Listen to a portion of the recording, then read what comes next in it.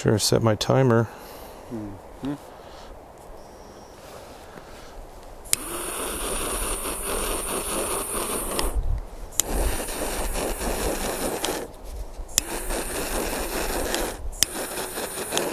Pretty dark wrap. Maduro wrap. Mm-hmm.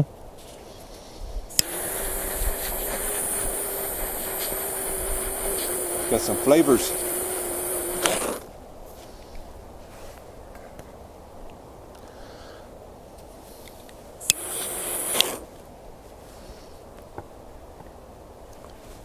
I like coffee with a Maduro wrap. Dark, rich, chocolatey. It goes well. Yeah. I think for my palate, my very advanced palate.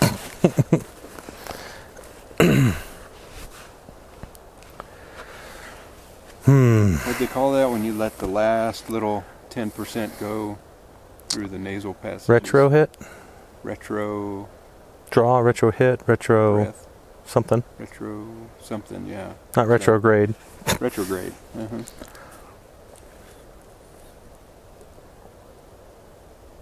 Isn't that something with nuclear? Uranium, something bad? Retrograde. Absolutely. Mm-hmm. Well, we just got one more follower, the U.S. government. Yeah. Ping. I heard that ping. For sure.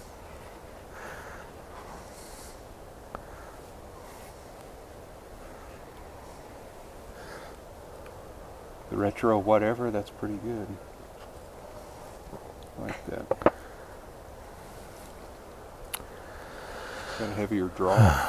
Yeah.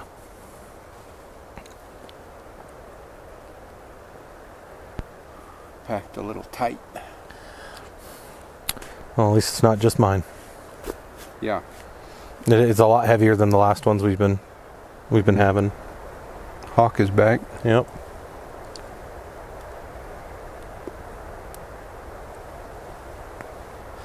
I've been packed a little tight the last few days. I don't know what's been going on. Took this week off. Yeah. So just been writing, trying to finish the book on our storm story that we went through in whenever that was, 99. Way back in the 1900s. Mm-hmm. My freshman year of high school. That's good. Yeah, yeah. Yeah, we were going through that massive storm. Finally, 20-something years later, writing it down. Actually wrote it last year, but now editing it and need to get it pushed out. Mm-hmm. But taking the week off and writing and messing about at the house, I still end up wrapped up tight. More so than had I been working. I think it's just getting out of the track. But you go to work 40 hours a week or whatever and you're just rolling. Well, and 40 hours a week at work, you're wrapped up in work. Yeah. And you don't, well, I don't know. I never cared more about work than home. So if you're at home more, then your focus goes towards more things that you're actually worried or care about more. Mm-hmm. Yeah. It's funny, like I was telling you when you got here last night, it was all perfect too. Our youngest gets out of the shower. My wife was washing a dish or something, and she goes, "We're out of water." I'm like, "What?" And turn the sink on, it's like, nothing. I'm like, "Great." We just had our well pump replaced not 2 years ago. Yeah. So I crawl under the house. Well, I know nobody messed with it because of all the spider webs that I took with me getting to the box. Mm-hmm. Check the fuses. Fuses are good. Check the breaker box. That was fine. I'm like, well, shoot, I don't know what's going on, but whatever. It's about bedtime. Kids are going to bed. We're getting ready for bed. It's like, we'll figure it out tomorrow. Yeah. And then right before bed, I was thinking, you know what? I do have another panel. I'll go check that one. Something was tripped, so I flipped it back on, and I'm like, I'll put the fuses back in the morning, see what's going on. Put them back in, walk over to the well, pop the cap, pouring in. I was like, oh, praise God. Mm-hmm. That's what it was. Flipped the breaker, no Easy big fix. deal. Yeah. But it was funny because when we first moved in here, our well pump burnt out, and we hauled water. Well, we melted snow for a couple of days, and we bought tanks, and then hauled water and did all this. And so it wasn't that big a deal this time around. It's like, oh, we already have everything we need. Yeah, right. It's an inconvenience. Yeah, that muddles up my plans for tomorrow morning and the next few days, because we got to do a couple of runs to fill up the cistern. But and it was funny, like, tonight we're dropping the boys off at my in-laws so we can have a date night. So it's the night before the date night, and now we're, what could be a potential like issue is nothing. Oh my gosh, I hope the camera catches him. Oh, beautiful fox. Come on in the screen. Not so much. Maybe he'll cross down. I was looking at the red-breasted robin over there. Oh yeah. Lots of wildlife moving around. Nice to know they're not on my property, though. They're close. Yeah. Not near my chicken coop, that's all that matters. Yeah. Love foxes, except when you have a chicken coop. Which is funny. Foxes will steal eggs and kill the birds, and I think eat the birds. But raccoons will reach in, rip the chicken's head off, and leave it. They'll just murder them, just like I hate you. Like, I've tried to sleep all day and you're crowing and clucking. Got to be something, yeah. It's like, what the heck, dude? Not original intent, I think. No, I don't think so. If the lion and the lamb are laying down together, then the raccoon and the hens are snuggling at night. Yep. Yeah, these life things, they happen to all of us. Yep. We go through stuff. I forget what I saw something just yesterday on the something another law, rule, form, whatever. Oh, it was right there on the tip of my tongue. But anyway, basically a 17-minute rule. Somebody will know. Of changing your what you're thinking about, your mood, your everything. If you're in a funk, basically, if you can have gratitude, if you can think of something, a memory, fond memory, not a bad one, a good memory, get your mind on something positive, an actual event preferably, so you can see it, visualize it, for 17 minutes, then that'll switch your brain. Haven't tried it yet, but kind of needed to the last couple days. Yeah. See, my work week this week was really good. Doing new things, getting better at them. Home week was good. Had some good conversation, good discussions. Still trying to map out certain things with the kids' schooling, certain things with my home schedule. It's an adjustment, I'm sure. Oh, yeah. It's very different. Yeah. But, I mean, like, getting back, like I showed you when you got here, getting back into things that I used to really enjoy, like drawing. I don't know how many, it was probably like 4 years ago. Came up with, the foundation of a kid's book. Main characters, basic ideas of what I want to do. And then the other, I think it was Monday, I told my son, my oldest, and I was like, hey, write me a story. Here's the characters' names. Write me an adventure. Just a short adventure as part of his schoolwork. And so he did. And I read it, and it was awesome, But it was funny because he put in, like, two of the characters got kidnapped, and they're Mario and Luigi. And they're kidnapped by Bowser and his, bodyguards or security guards, Dry Bones and Bowser Jr. And, and I'm like, this is awesome, buddy. But we got to change these names.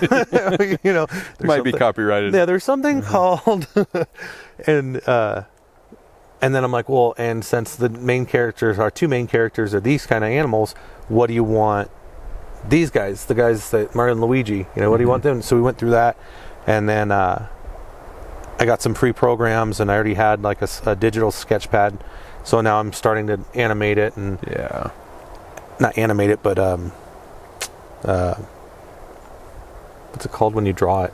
It's not animating it, is it? There's a word for Illustrate. that. Illustrating it. Which in and of itself, it's its own frustration because I can't figure out why certain things aren't working right. But I just got to slow down. Yeah. Take my time. Really dig into it. But it's been good, but it's been really different. Especially when I'm either editing this or doing illustrating that or figuring out or watching tutorials. I throw my headphones on and I have to remind myself I'm working. In the sense of I don't need to get up and go and see what's going on with the boys. I don't need to do this because my wife's like, no, do your thing. I got this. I'm not doing it all day anyways. It's a couple hours here, a couple hours there. Right. But heck yeah, being able to work at home in something that doesn't feel like work, and something that feels really fun. Yeah. And then, hopefully in 2 months we'll have the garage cleaned out. I already have the vision for how I'm going to build my folding workbenches, so they're going to be on the wall and they're going to fold down, and then I can start doing the woodworking and the other things I've dreamt about doing for years, but now doing it. Yeah. Like it's a weird. It takes. Like I said, I've been kind of doing the same thing this week. Is just a trial, kind of a boost forward into what we're wanting to do. And it's such a different. It's like I don't know. For me, it's been a bit of an emotional roller coaster.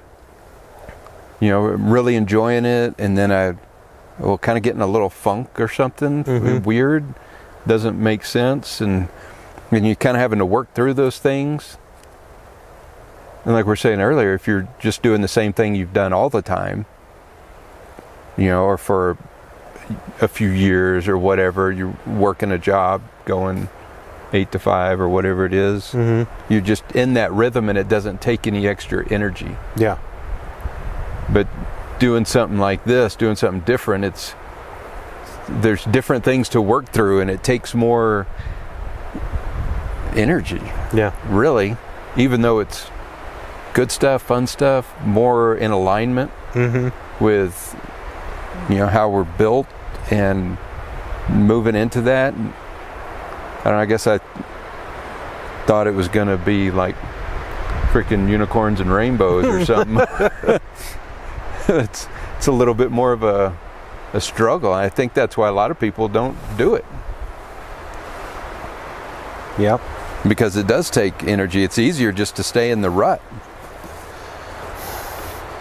You get out of the rut, then you don't have barriers and you don't have things to keep you emotionally kind of centered, and you're mentally, emotionally, you know what to expect. Well, and I know for me, I was always able to, through probably the military did it the best. Because when there was stuff you just can't talk about, it was easy. Hey, I can't talk about it. Oh, you can't talk? Okay. And I took that into my working life of work was an escape from home, and home was an escape from work. Yeah. And not in a bad way, but in a... It's a good way to put it. I'm not taking my wife and I had knockdown, drag out, fight the night prior. I'm not coming into work with a bad mood because of whatever's going on at home. I'm coming into work of, I don't have to think about this right now. There's nothing I can do about it. I can't talk to her. I can't fix this now. Yeah. So I'm not going to bother thinking about it. Put it on the shelf. Yeah, I might mull some things over. What could I do differently? What do I need to apologize about? Things like that. But I'm not going to worry about it. Yeah. And so I get to take a nice deep breath, go to work, enjoy the people I work with, and if I don't enjoy them, enjoy the place I work at, because I don't know about anybody else, but I've never worked at a place or continued to work at a place I didn't want to be. Yeah. As soon as that place became an environment I didn't want to be in, I found a new job. And then vice versa, whatever happened at work, whatever's bugging me, I might talk about some of it I'm having this problem with these people or this person or this situation, and, bounce it off my wife, and she would help me with that. But outside of that, if I had a bad day at work, I'm not bringing that home. I'm not coming home all huffy and puffy, and then it's like, what's wrong, babe? And I'm just like, don't talk to me, Right. They were an escape from each other. I'd take my work clothes off, and then even when I was in the military, and it still drives me absolutely bonkers when I saw and see dudes who are in or half in uniform. They still got their pants and boots, but they're unbloused, and they're in their tan or green tee, depending on where you're at. And they're just walking around Walmart, and I'm like, I just want to throat punch them. Yeah. I'm like, two things. One, that's wrong. And two, why? Dude, go home, change your freaking clothes. Get it. You're either in uniform or you're not. Yeah. Yeah. Well, I think that was just partially that was beaten into me by my first unit. Yeah. But even I took that into everything. Every job, I have my work clothes. Yeah. Whether they're normal clothes, but they're my work clothes, or whether it was a uniform. I get home, I take it off. Put First thing when I get home. Hey, how's it going? I'm heading straight for the bedroom to downgrade. Yep. Yeah, it's different staying at home. It's blurred. The whole thing is together. That's why so many people have a hard time with it. Yeah. You just got to work it out until you build a new rut in a good way, a good shallow rut, just to keep you in track. As John Maxwell says, how do you say it? Just make sure the rut you're in doesn't become your grave, something like that. And he said that, and I'm like, oh. Like you said, there's a difference between a trail, a guiding path, if you will, and a rut you're just rolling back and forth in until you slowly bury yourself and start suffocating. Yep. If that's where you feel like you're at, get out. Yeah, it's hard. People, me included, because I'm a person. For some, I love change and love adventure, but there's a part of me too that loves the rut, because you don't have to think about it. Yeah. No, this is what I do. I get up at this time every day. I go to work. This is what I do at work, and then I come home, and this is what I do. It's all good and well, but you just got to know when to change it up. That rut's getting too deep, and now I got to climb out of this crap. If you got to climb out of it, it's probably too deep. I do miss that, being in a job with a uniform, because there was no thought process. Yeah. I know what shoes I'm wearing, I know what pants I'm wearing, I know what socks I'm wearing, I know what undershirt I'm wearing. This is my uniform, this is what I wear every day.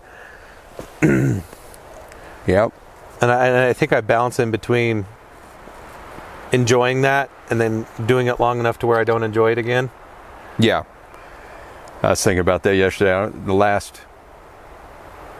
Since the Army, and then EMS, and what I'm doing now, it's all been uniform stuff for the past 20 years. Been in uniform. I've had breaks, because even when I did like water restoration and stuff, we still had t-shirts. Oh yeah. And then khaki pants, so it wasn't really a uniform, but I just had a few pairs of work pants that were all generally the same color, and then a bunch of t-shirts that they gave me. working for the other jobs, I had uniforms. And those were, again, that was nice. But then when I'm in uniform long enough, that's when I long to be able to wear whatever I want to wear. Right. Especially if you're wearing gear and vests and... Yeah, the whole ballistic vest thing is kind of a pain in the butt after a while. I don't miss that at all. Yeah, I'm ready to get rid of that. For sure.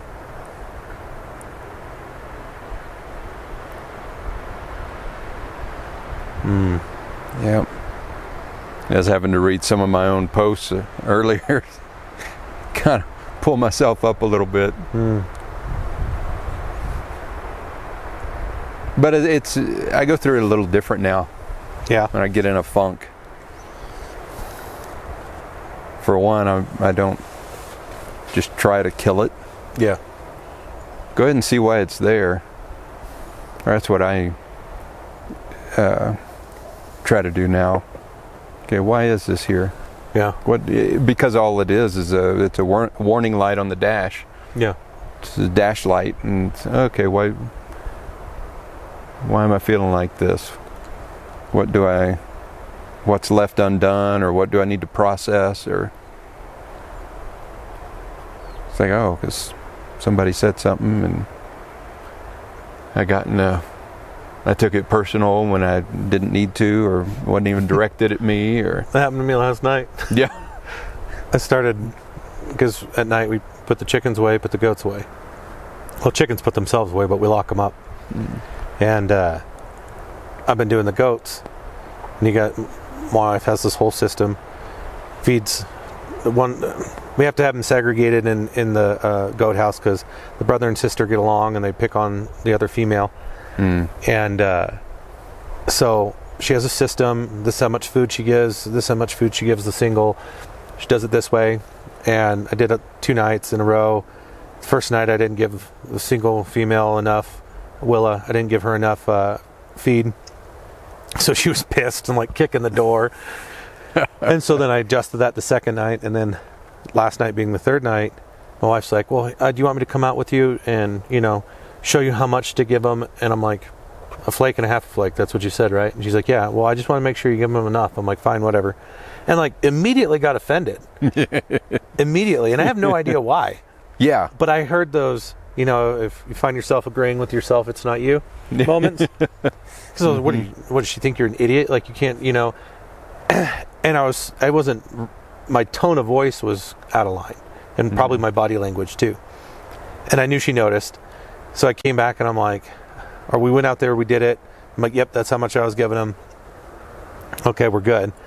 And afterwards I'm like, I'm really sorry. I have no idea why I got so offended.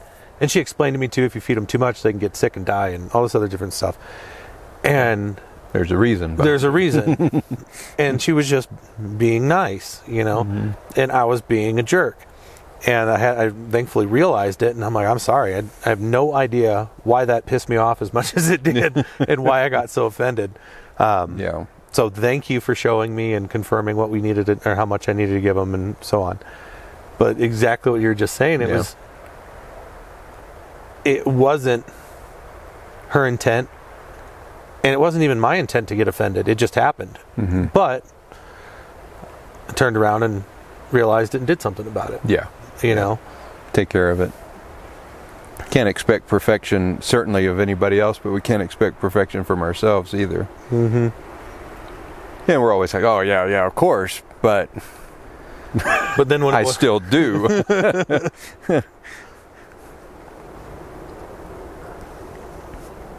So, for myself, I just can't expect that. That's such a good point. Well, that, and even, when we do something wrong, it's, nobody's perfect. And when someone does that, somebody else does something wrong. It's like, well, look at that idiot. Yeah, why do you do that? Hold on.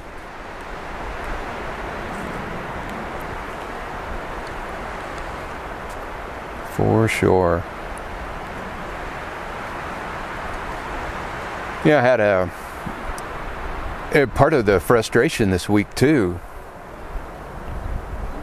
even with building something new, as far as income and whatnot. It's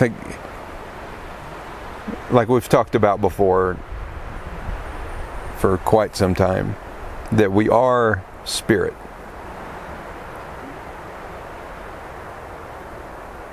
Yet, this is what I was getting yesterday. Okay, so I'm spirit. Yet I spend 99% of my day, every day, about the physical. Working to make money, making food, shopping, whatever, to take care of the physical body, or my family's physical bodies. It's like, I am spirit, but I spend most of my time on the physical. And we're back. Purposefully. So can we move that? Can we move that bar to where, okay, I'm spirit just occupying this vessel, but yet I spend nearly entirely all of my time caring for the vessel, or for my family's vessels, making money so we, have a house and vehicles and the jobs and all that kind of stuff. Or am I overthinking all this? But I want to be, I don't know, more spirit. I don't even know what that looks like as far as giving more weight, more time, more energy toward the spirit of who I truly am. Well, I think that goes towards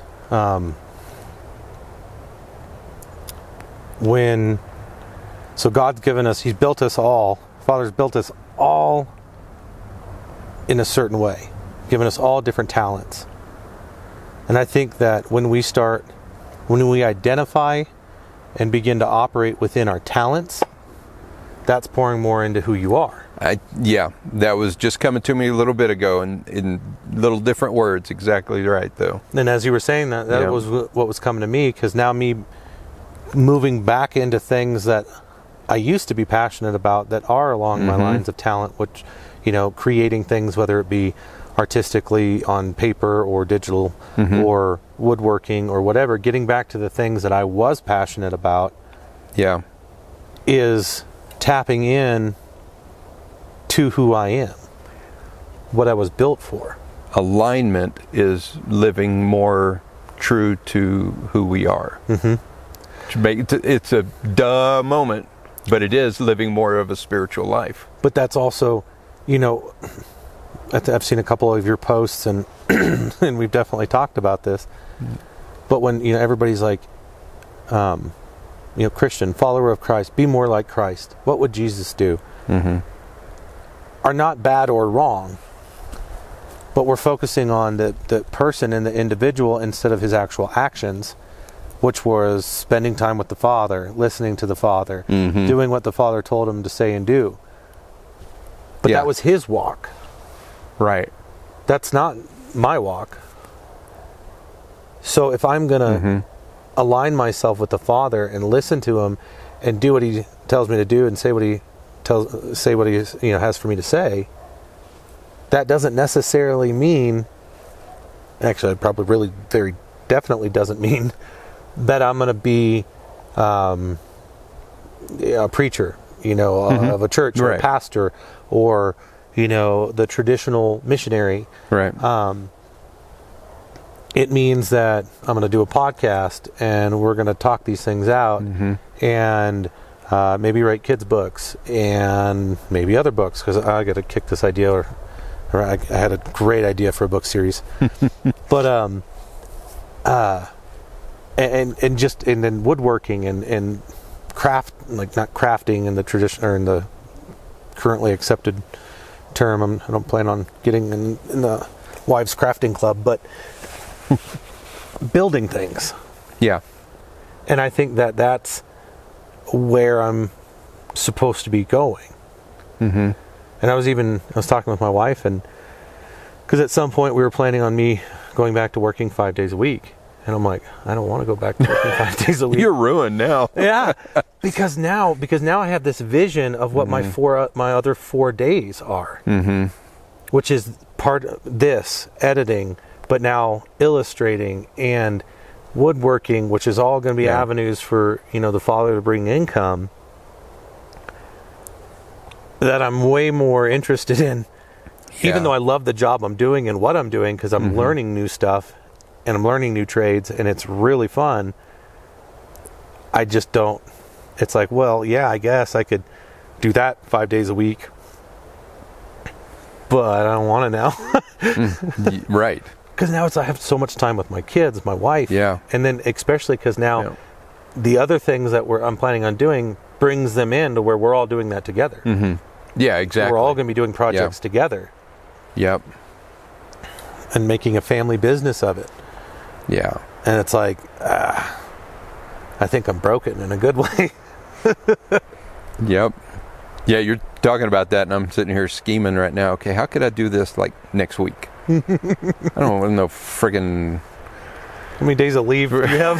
How can you break that up? Got a couple more weeks worth, but I think, okay, see, 30 hours is still considered full time where I'm working, so I could still, just run 6-hour days, something. Do a 32-hour week. It's a 30-hour week. 3 10-hour days. Get it over 3 10s, yeah. 3 10s and be done. Or how about 3 6s? Can we do that?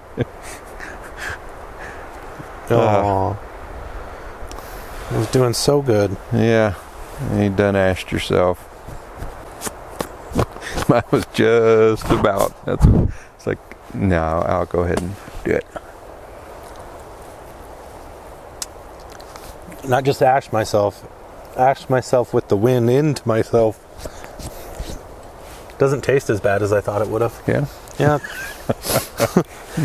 Good thing I'm all dirty anyways. Like I said, I was under my house this morning. Yeah. I thought about changing my clothes, and I'm just like, no, this is life. I'm not going to change to film and then change back into my work clothes. Yeah.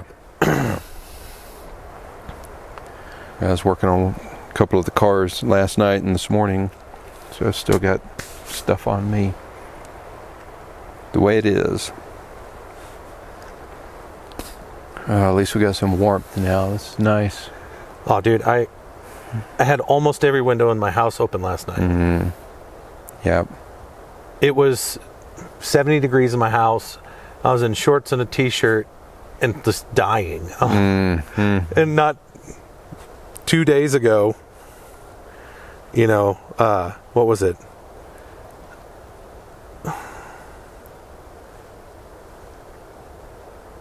Two days ago, was it? Yeah. It snowed. 3 days. Yeah, 2 or 3, yeah. And I'm just like, this is crazy. Springtime in the mountains. Yep. It was funny. Mm-hmm. I was at a job, I don't know, it's probably about,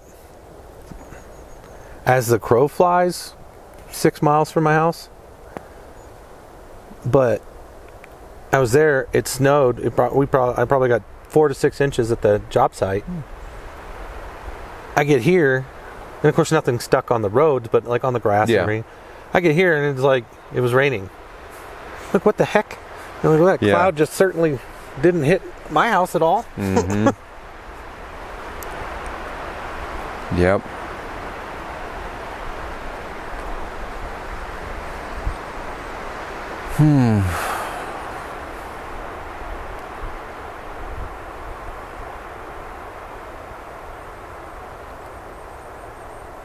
Doesn't get much better than this. Mm-mm. I might have some good footage too to roll into a side video for us building the boys a treehouse. Dad's coming out. Nice. I might record some of that. Yep.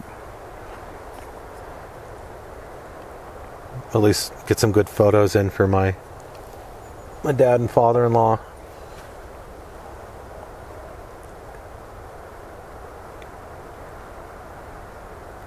Actually, trying to think if we could work it out, depending on when we film next, have him as a guest. I was thinking about just having him come out and me and him do one, and then have him. We'll have to figure out where we can do it with the angles we want to use. See if the mics work doing it that way.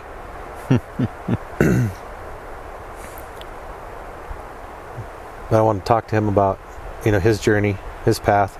Yeah. Since I've touched on it, I think it'd be interesting. Especially his transition right now, because he's been working for 50 plus years. He's just retired. And, you had mentioned in our family chat, like, it's kind of weird. And I'm like, no, dude, you're just going from one ministry, which was, he had a career and then they moved and then he was just working, I think he was full-time, but he was like a cashier and a stocker at a grocery store, which he loved because he loves talking to people and ministering to people and volunteering at his church and things like that. And I'm like, Dad, you're just moving from one ministry to another. Like, your ministry hasn't changed, just the location of it has. Your calling, your gifting, none of that's changed. You're just switching environments. And he's like, wow, it really helped, because I was kind of like, what do I do? Right. Getting out of that familiar rut. But, yeah, absolutely. Exactly. Yeah. But I think that'd be really interesting to talk with him and get his perspective of this switch that he's in. Yeah. That so many people are going through, because the more people awaken, the more they're going to be dissatisfied with what they're doing. Yeah. A holy dissatisfaction. Right. The right kind. You got to be willing to do something about it. And I know so many people growing up that, would work a job that they, I don't know that I've ever had a job that I hated, but I know people that have worked jobs that they hated. Maybe they started out liking it, but then they just felt stuck. They put themselves in a rut by saying, I can't move. I've got, so many years in here. It's like when somebody hits 12 years in the military, it's like, well, over the hump. I'm over the hump. I got to stay for 20. Well, do you? I know people that had left at 18 and 19 too. Yeah. Years. But, there's ones that put themselves in the rut. Now I got to stay here for retirement because I've got to have a retirement, or I've got to do this. And you make the call. I'm not judging it, but I hate seeing people in a place that they don't want to be in. It's funny, every time I think about just that. I was in for 8 years, and every year I see my buddies. One of my buddies, a first sergeant now, he just got his diamond, or not just, but recently. And other kids who I can't believe they've lasted this long and gotten to where they are. Right. And I'm like, golly, if I'd have just had the right mentality, I'd only have, and then I do the math, and like right now I'm like, I'd only have 5 years. I still have to do this for another 5. I've done it. Like, yeah. But then again, and I came in late. Times. Yeah, I came in late and compared to a lot of people. I came in at 22, or went in at 22. But I'm like, golly, I could have been 42, retired, and then started a new job. But at 42, I don't think I would have had the wherewithal to do what I'm doing now, in the aspect of kind of not bouncing between careers, but I'm just kind of letting the Father lead me, and it's led me in some weird places. Not weird, but different jobs. Some make sense and they connect to one another, and help. And it helped with military experience and whatnot. Yeah. Some of them were just manual labor. Some of them were just, I needed something at the time, and it was a nice provision for a time. But if I would have stayed in for 20 and then gotten out, I don't know if at 42 I'd have been anywhere near as willing to do what I'm doing now. Right. Change and going into something different is growth. Mm-hmm. You know, my wife and I were talking about this yesterday. It's like, I can't seem to see, and I'm even putting it in a negative way because I've always seen it negative. I've always changed at about 7 years. Every 7 years or so, that's when I have a pretty significant change. Mm-hmm. And I just get a little bit bored at where I'm at. But I think more than anything, it's just like, okay, I need to move on. I need to grow. Mm-hmm. I've learned all I can learn here, become good at what I'm doing, and now I need to do something else. And I get antsy, and that's where I'm at now. I'm antsy, I see a change, and it's going to be a good change. But each one of those is a growth point. Yeah.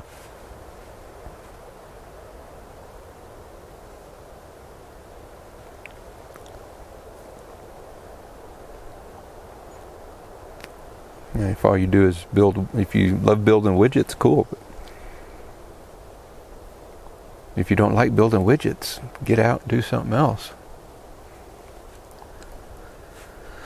And I mean, just don't be afraid to learn. Mm-hmm. I think what's funny is when I'm learning something completely foreign to me, I have no problem not being good at it. Mm-hmm. But like with right now, I'm going back to computer stuff, going back to programs, not the same as what I used to use, but very, very similar. Going back to doing things I used to be good at. It's really frustrating. Mm-hmm. Mostly because computer programs now suck compared to what they used to be, because they used to be really simple, and they've made them so simple they're stupid. No. But it's funny because I find myself, I can learn something that's super technical and really difficult, and if I mess up, it doesn't bother me because I'm learning something new. Or even Right. if I'm learning something simple and I mess up, it's new. Mm-hmm. But when I'm trying to go back to something I used to be good at, or okay at, relatively good at, it's super frustrating, and I got to take a breath and be like, okay, this is not the same. Mm-hmm. This is, might as well just come at this, watch all the tutorials, don't pretend like you know how to do this, Yeah. get it all going. You know, something as simple as the digital drawing pad I'm using. Well, way, way, way back in the day, when my oldest sister had got me one, all the drivers, everything weren't, and it was very simple, so it's not like it was a whole lot to install, but it was plug and play. Mm-hmm. This one's technically plug and play, but I needed to get the drivers so that it could communicate well with the art program I'm using. And so I'm sitting there watching this guy's tutorial. I'm like, that's not even in here. This doesn't make any sense. Da, da, da. And then I'm like, well, maybe it didn't come with drivers on it, like that installed when I plugged it in. And that was the case. And I'm like, slow down, dude. Slow down. Take a breath. Pretend like you don't know what you're doing, because you obviously don't. Yeah. Yeah. and just ease your way into it. Yeah. Coming back into something technical. Mm-hmm. Man. Everything changes so quickly. Well, and I mean, it's been decades since I tried to do any of this. Yeah, it might have changed a little. Little bit. Just a tiny bit. Well, we've done the same thing spiritually. You know, started out, I know we've talked about this before, but like start out in like Methodist church and a Baptist church, and then we moved on to a non-denominational, and then into this other church, and then into a Calvinistic type, extremely hyper Calvinist church, and then into grace ministry, and now we're moving out into something else. Truth. Yeah, and it's all been on that path to truth. Mm-hmm. But it's just interesting now to look back on it and see different rungs in the ladder. And it's I don't know why people stop. Comfort, the rut, whatever. It's like, okay, we've got it figured out. Doctrinal society. Yeah. Yeah. People are afraid to jack with their doctrine. Well, I mean, and it is scary. Yeah. Because doctrine's at the heart of what you believe and who you are. Well, even recently, my wife not made a new friend, but kind of shared some stuff with her. And she, in her mind, she was she was telling me how it happened. And she was just like, oh, I guess this is going to make or break if we're going to be friends or not. And so she shared some things, and she was really excited. Well, not necessarily excited, but accepted. And it was like, oh, that's awesome, you know. She's like, oh, thank God. Because I really like this person, and our kids like each other. And they're very much, that couple's very much like us. So it was one of those moments where it's like, do I step out and really be vulnerable to this person and tell them, show them who I am, and risk losing a potential friendship? And if anyone else is in that situation, yes, because if you can't do that, they're not a friend. Right. They're honestly, they're a waste of your time, and eventually going to be a drain. Because you can't be intimate, you can't be honest with them. Yeah, really, the earlier you can find that out, the better. And it's not that I'm going to cut off relationship, but that person may. Oh, yeah. You know, and that's fine. Now I know earlier. Exactly. It was awesome. One of my Army buddies, we're both from the same area, well, similar area, but he posted something because this whole Roe versus Wade stuff with the Supreme Court and everybody's all up in arms. Well, he posted this video, and it's like these three females, and they're going bonkers, talking about how, oh, they're never going to be able to have health care and whatever. And I'm just watching it, and I'm like, that's not even remotely accurate. So I sent him a statistic clip of, you know, how many abortions are from rape, incest, you know, this, and it's like 96% have no reason. It's 0.02% for, you know, something like rape or incest. It's so minuscule. Yeah. And plus, they're not outlawing abortion. They're just doing what the Fed should do. Let states decide their own issues. Yeah. That's what's beautiful about a republic. Yeah. This state is conservative or more conservative, or this city or county is more conservative. So what do? You move to where there's like-minded people. If you make everybody the same, then it's not a free environment. Right. You can't force everybody to be the same. So I was, you know, me and him, very opposite sides of the spectrum, but we had this it was quick but good conversation about it. And he's like, hey man, I really appreciate, you know, you being respectful and not like, you know, hit me up privately to tell me your side instead of me blasting him on his page. Yeah. You know, I just sent him a private message, and I was like, hey man, check this out. I don't know if you know. And then he explained his side, and I explained mine, and we're like, cool, thanks, love you. And that was it. Yep, the way it should be. And we still don't agree. Yeah. And if he called me and was like, bro, I need you, I'd still be there. Yeah. Yep. And it's not just because he's a military buddy, but it's because he's a like-minded, loving individual. And not even like-minded in the sense of willing to disagree and love one another. Because we don't probably agree on really anything. That's the big thing. If you had got that, where you can have your own opinion and be who you are and not have to compromise, but still love each other. Cool. Because two people, we don't agree on everything. Yep. It's like... My wife and I have a friend that we met playing a video game, and she's still a good friend, and she is the polar opposite of us, politically speaking, and what she believes and understands to be true. Polar opposite. And we just respect each other's opinions. Yeah. And then she always gets mad when I post my food pictures, because she's like, oh my God, I want to eat that. And I'm like, well, come on up. Like, stop making excuses and get up here. Yep. I'll barbecue. But, and then I've, over my lifetime, I've only made a couple of those. And I mean, I'd consider them more acquaintances than friends, because friends I reserve for a very finite amount of people. You don't need a bunch of friends. I think people have convoluted or confused the word friends. Yeah. Because of things like MySpace and Facebook and Twitter and whatever. Yeah. I do not have 300 friends. No. I mean, even when I had Facebook, I only had like 100, and half of them were family. Yeah. Yeah. But, we've confused this word because you've talked to, met with, hang out with someone that they're a friend. And then that's why we get so offended, because we've placed them into a spot in our heart where they don't actually belong. Exactly. We've put them into we've given them a title they don't deserve. Mm-hmm. And I think everybody has mostly done that. Yeah. And then it was been more recently that I've really identified that. And it can be offensive. Mm-hmm. When you're telling your good coworker friend, good coworker that you enjoy, or a good acquaintance you enjoy, and they're like, well, we're friends, right? And I have to look at them and be like, well, no, I only got like 5 of them. Yeah. Yeah. And they're like, but I'm like, have you been over to my house? Have I cooked you dinner? Well, that's the first step. Yep. Yep. If you haven't been to my house and I haven't made you dinner, right.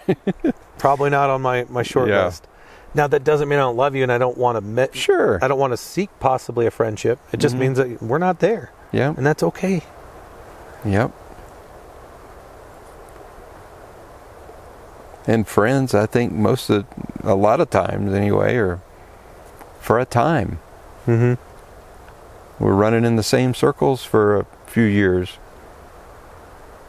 And inevitably somebody moves, or your doctrine moves, or your interests move, all kind of things, and that's fine.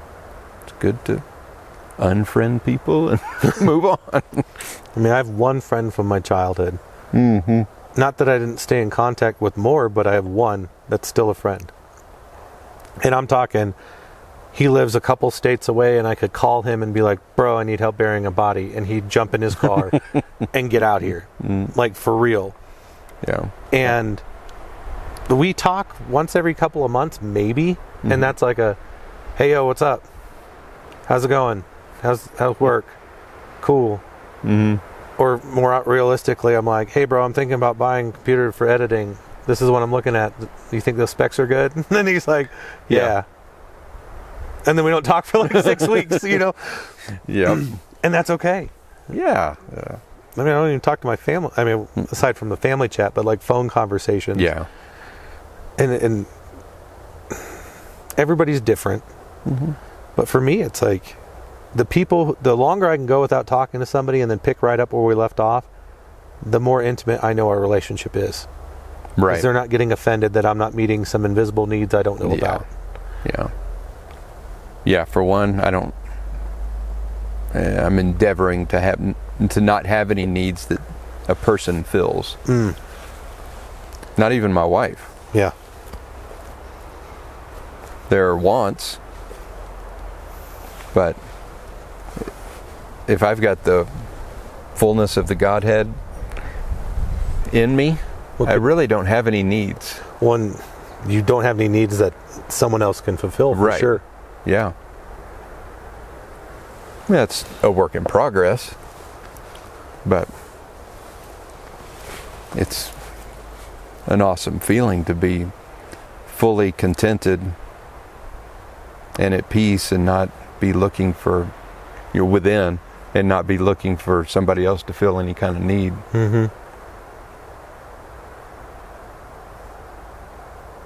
Yeah, I think in general, especially in the modern Western society, people are generally not very comfortable with themselves. Yeah. And there's got to be work done. We've all got to do the work of being able to sit long enough to actually know what's going on inside. Yeah. And then to bring those things up, and it's just like we were talking about with the warning lights on the car. Yep. You neglect a car long enough, you're going to have a lot of warning lights. And then it's just going to turn off on you.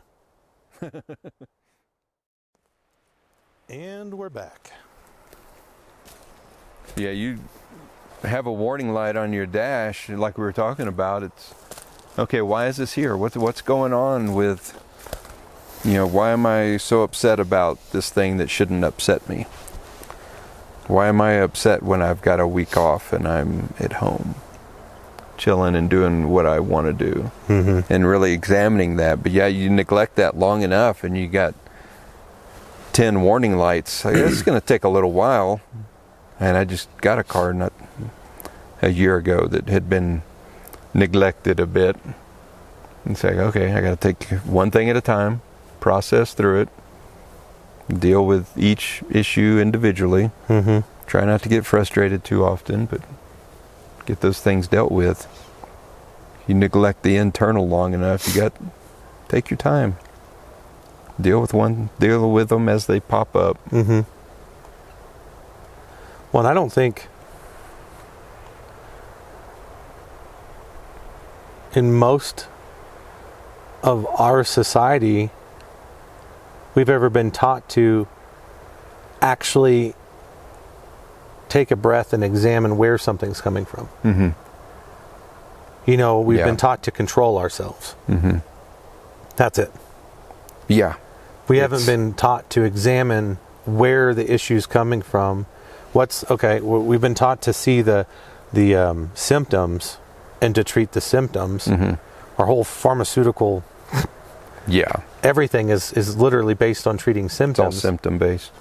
And internally we've been doing the same thing. It's control yourself, don't be rude, don't be disrespectful, this, that, and another, but we've never actually been taught to seek out, well, why am I feeling disrespected? Right. Why am I feeling angry? Why am I feeling abandoned, hurt, lost, or even happy?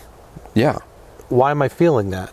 Because if we can identify those things, then we can identify everything else. And I've really have become to realize that 100% of my problems are mine. In the sense of when somebody offends me, when I get offended, that's actually that's me. And, I've said this a few times, to take offense, you got to take it. Or you can leave it. Yeah. And that's a hard thing to get to wrap your head around and to really start operating in. But it makes your life a lot better. Because when you start to realize that you have full control of not just your emotions and yourself, but really, you don't even have to I don't want to say you don't get offended, but when you shift your focus, you don't get offended, because now it's like, oh, I'm seeing someone, what they just said could have hurt me, but instead of looking at what they said, I'm looking at them, and I'm trying to figure out, okay, why would they do that? Do they know that was hurtful or potentially hurtful? Do they even know? Okay, we can get through that. Oh, they did know. Oh, they did it on purpose. Oh, okay. Well, then there's something there. Well, I can pray for them better now, because now there's something I know about them that they may not even know. And in the meantime, I'm putting up a boundary. Yeah. And boundaries are good. And I'm not getting upset. I'm not getting hurt. But I'm not going to put myself out there to get hurt anymore. Exactly. By them. Exactly. I love you. Over there. Which gets around a lot of the kind of like what you were talking about, the easy pat answers, especially in Christianity or really anywhere else. Pray more, don't be angry, don't be this, don't be that. It's like, well, I am that. So let me process through why I'm that. And why that hurt. Oh, because I got this to deal with. Okay, I'll do that. Yeah, don't stuff it down. Bring it up, figure it out, and you got to spend enough time figuring it out. Well, and I just got the image of kind of like a sifter. Somebody drops a big old lump of dirt on you, and you got to sift through it to find out what hurt or why it hurt. Yeah. But by the time you've sifted through it and you find that little bit of hurt, well, it's not that big a problem anymore. It might have could have started as big as a basketball, but once you've sifted it down, it's just a pebble, and you're like, oh, that's why that hurt. Well, that's silly. And you toss it. Yeah, now I can deal with it because I've brought it down to what it actually is. But if you don't sift it down, well, then you just get all these big lumps of dirt that just keep piling up. If you take it and you go put it in your dirt pile, and then you get a mudslide on you, and you're like, wow, where did this even come from? It's all that stuff you've been piling up. Years of not dealing with crap.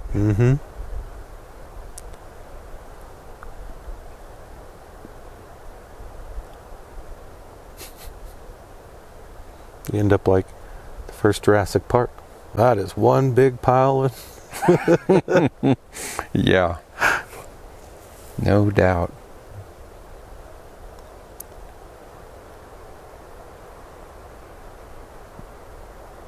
Yeah, I think it's important too.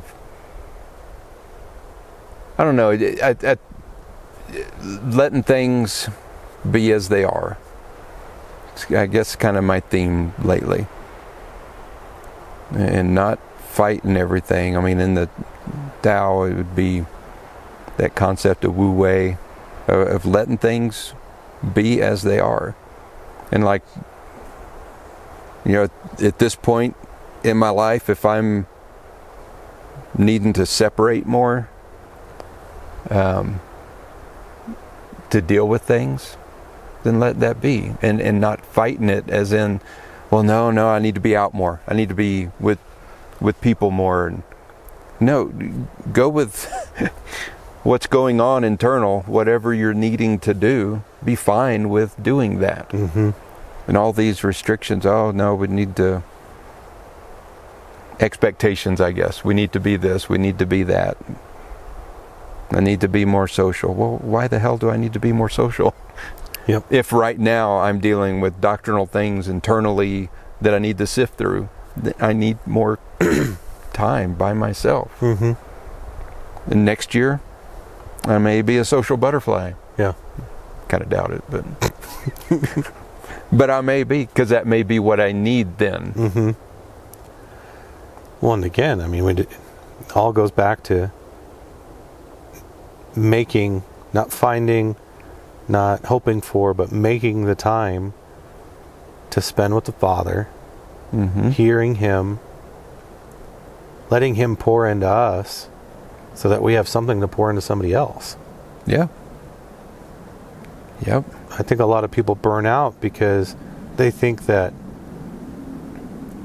the couple hours at church on Sunday and maybe a, youth, young adult, men's, women's group, Bible study, you might be putting 4 hours a week into hearing from the Father. In a group setting. Yeah, and that's if you're actually paying attention and not just going because you're supposed to go and you're like, oh, my service should be over in about 5. I'm going to leave now so I don't get stuck in the parking lot. And I'm not saying that's everybody, but you're talking about 5% of your week, maybe 20 if you're really in it, of communal time.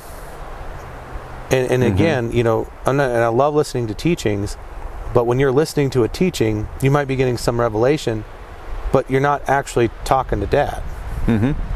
Yeah, you're getting processed food, which is good. Still nourishment to a certain degree. Yeah, but you gotta not break away. Keep doing what you're doing, but add in some personal time. Yeah, if I'm meditating 2 hours a day, my gosh, that one word directly from Father is a lot better than 2 hours of teaching. I was trying to find a way to articulate it relationally, but it's as if it's the couples that have kids that are with their family, their husband, wife, and kids together all the time, but the husband and wife never have any time together. Yeah. Without the kids. Right. Yep. that's a problem. Yeah. Ask any psychiatrist, psychologist, marriage counselor. You gotta have time together. Yeah. Absolutely. And if my recent walk has taught me anything, the relationship with the Father is actually really easy. You just got to actually give him time. What? Yeah. And it sounds stupid, but who does it? Not many people actually make the time to spend with him. Yeah. And it's like, dude, it's a relationship. You got to make time. We've talked about it before. If I have a spouse and she's around me all the time and I'm not talking to her, Yeah. she's going to be hurt. Thankfully, the Father doesn't hurt in that way. He's not going to get offended with us, but you got to give him time. Yeah. And the more time you give him, the more you're going to want that time. Because like you said, that one word that just lays you out and you're stuck on it, it's so much more, it's so much richer. The revelation's so much deeper because it's yours. Yeah. And sometimes direct. And sometimes the revelation that you've heard preached, but it didn't stick because it wasn't yours. You didn't get it. Yeah. And now it's yours, and it's like, dude, this is mine. This is my baby. I'm gonna tell everybody this is mine because it is. Yeah. Yeah. I know meditation's a new thing for me over this last year or so. A couple of years. Before that, I hadn't sat down quiet for that long and really quiet my mind. I can sit down and think about something for an hour, but to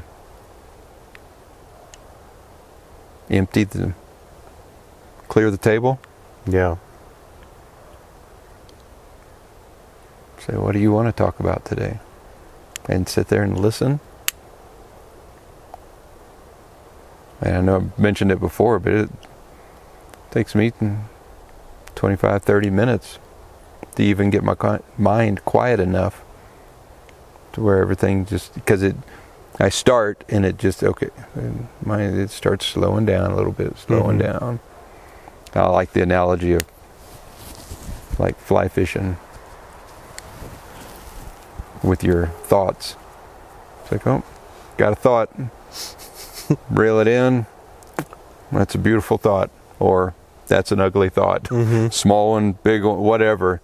This is the thought. Okay. Set it back in the stream of consciousness. Yep.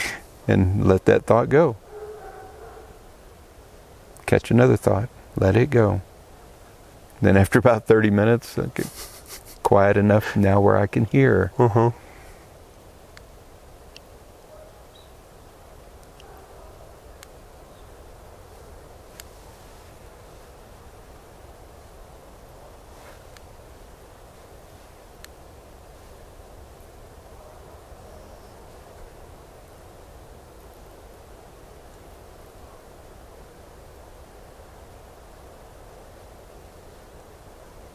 It's nice to not be shivering. 6 months of shivering, I'm done. It's very nice. Even though the wind's a little rough today. A little bit of cloud cover, nice breeze. It's not too bad. Had nice snow the other day. I wish it would just keep raining. Yeah, it needs to rain about an inch every night. After I'm done doing whatever I'm doing. Yeah, clearly.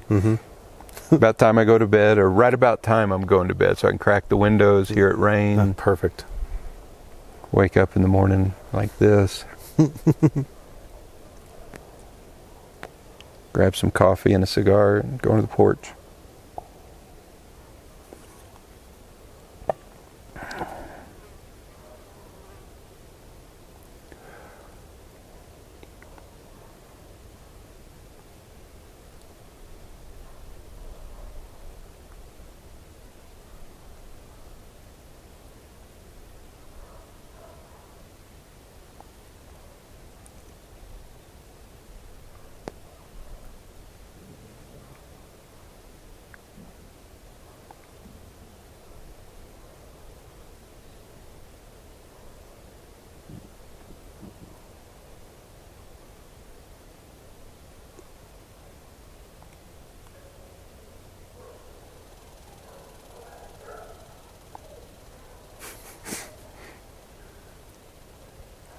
I was just thinking it's giving people good meditation time to think. Mm-hmm. Do a guided meditation, one of these too. Mm-hmm. I feel like now I've read so many different people on it, a handful. They get different techniques, different things that I found that worked for me most of the time. Mm-hmm.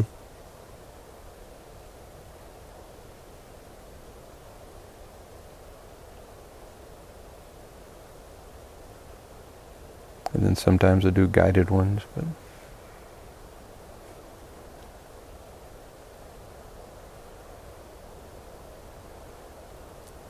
it's funny, now that I don't have a huge schedule on my days that are mine, I think the hardest part has been figuring out what I want to get done and want to do, and then actually setting a schedule to follow through with it. Because it's really easy to, and when I say do nothing, I don't mean literally nothing, but to not get the things, one, that I need to get done, but then even the things I want to get done. Mm-hmm. Because life's distracting, whether you're at work or not. Yeah. Yep. But like I said, making that the time to invest in whatever the thing is. Yeah. Because even like we wanted to do certain things yesterday, but then one of my buddies, he's done with school, so he's moving, and we wanted to grab lunch before he left. Mm-hmm. So it was like Thursday night, hey man, when are you leaving? When do you have time? He's like, well, or maybe it was Wednesday night, but he's like, how about Friday, 1 o'clock? I was like, okay. And then I told my wife, and she's like, but we were supposed to be doing this, and this, And to people that, don't live rurally, mm-hmm. when you set something that's in town, and you don't live in town, well, it's 30 minutes there, it's the time you spend there, it's 30 minutes back, and it just took a quarter of your day. Mm-hmm. And so she was kind of irritated, but she's like, no, you have to go have lunch with him, I'm not going to tell you no, it just sucks, because there goes half a day, basically. Mm-hmm. And it was just kind of funny, because I lost my train of thought again.